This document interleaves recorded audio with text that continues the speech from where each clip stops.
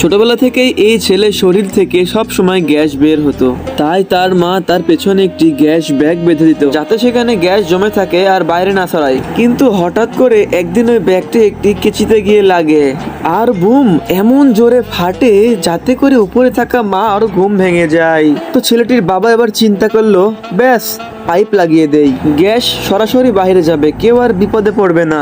কিন্তু ছেলেটা খেলতে খেলতে পাইপটায় ছিঁড়ে ফেলে আর পাইপ ঘুরে গিয়ে সোজা পড়ে বাবার মুখে। আর সঙ্গে সঙ্গে ওই ভয়ঙ্কর গন্ধ গিয়ে ঢোকে বাবার নাকে আর জ্ঞান হারিয়ে বাবা হসপিটালে ভর্তি হয়। স্কুলেও গ্যাসের তাণ্ডব, সবাই নাক চেপে বসে পড়ে, শুধু একজনই ঠিকঠাক যার নাকে কোনো গন্ধ লাগে না।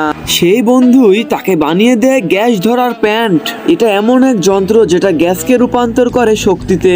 গাজর খেলে ছেলেটি এত গ্যাস তৈরি করে যে 100 কিলোমিটার যেতে লাগে মাত্র 1 কেজি গাজর। তারপর সেই বন্ধু তাকে নিয়ে যায় নাসার কোম্পানিতে, কারণ সে জানে এই গ্যাস দিয়ে রকেট ওড়ানো যাবে। ঠিক তাই হয়, গ্যাসে ভরে যায় রকেটের ট্যাঙ্ক আর এক বিশাল জ্বালানি শক্তিতে ছেলেটি সোজা চলে যায় মহাকাশে। আর সে হয়ে যায় পৃথিবীর প্রথম গ্যাস চালিত মহাকাশচারী।